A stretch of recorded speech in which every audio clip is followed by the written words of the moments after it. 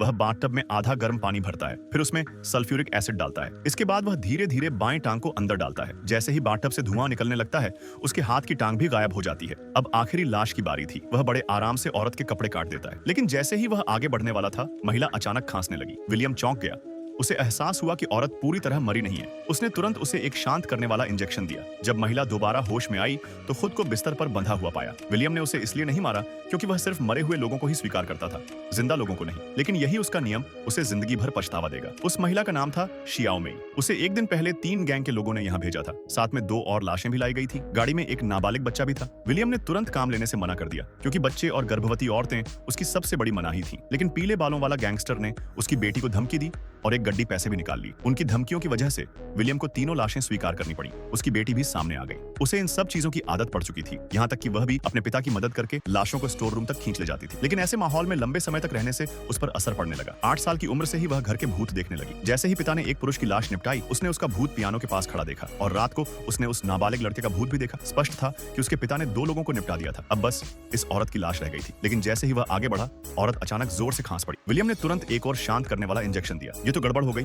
उसने कभी जिंदा होकर उठने वाली लाश का मामला नहीं देखा था। अच्छे दिल से उसने आखिरकार शियाओ मेई का इलाज करने का फैसला किया। लेकिन शियाओ मेई को कुछ समझ नहीं आ रहा था। खुद को बंधा हुआ देखकर वह जोर जोर से छटपटाने लगी। विलियम ऊपर गया और उसे समझाने की कोशिश की, लेकिन उल्टा वह और ज्यादा घबरा गई क्योंकि उसने विलियम कैंडी बुचर का नाम सुन रखा था और सोचा कि अगर उसके हाथ लग गई तो जिंदा बचना नामुमकिन है। जब शियाओ मेई ने उसकी बात नहीं मानी तो विलियम बिना कुछ कहे कमरे से बाहर चला गया। उसे पता नहीं था कि उसकी बेटी लॉरी दरवाजे के पीछे छिपी हुई थी। लॉरी को शियाओ मेई में बहुत दिलचस्पी थी। वह सोचती थी कि जो औरत गैंग से जुड़ी हो वह अच्छी इंसान नहीं हो सकती, लेकिन माँ के प्यार की कमी के कारण वह उसके करीब जाना चाहती थी। लॉरी ने उसका मुंह खोला और हंसकर बोली, तुम्हारे कान की बाली बहुत सुंदर है। शियाओ मेई ने सोचा कि यह मौका भागने का है। उसने कहा, अगर तुम्हें पसंद है तो ले लो, और उसे खोलने में मदद करने का बहाना बनाया। लेकिन लॉरी भी चालाक निकली। उसने बाली उतारी और अपने पिता की तरह कमरे से निकल गई। यह देखकर शियाओ मेई गुस्से से भर गई। रात को विलियम ने देखा कि उसकी बेटी कमरे में अकेले बात कर रही है। उसे लगा कि शायद अकेलेपन की वजह से वह ऐसा कर रही है, लेकिन लॉरी के नजरिए से देखा जाए तो वह उस लड़के के भूत से बात कर रही थी। अगले दिन विलियम शियाओ मेई के कमरे में गया। उसने देखा कि वह ज्यादा छटपटाने से अपने घाव खोल बैठी है। उसने अपने ही खून से उसे बचाने की कोशिश की। इस दौरान लॉरी ने देखा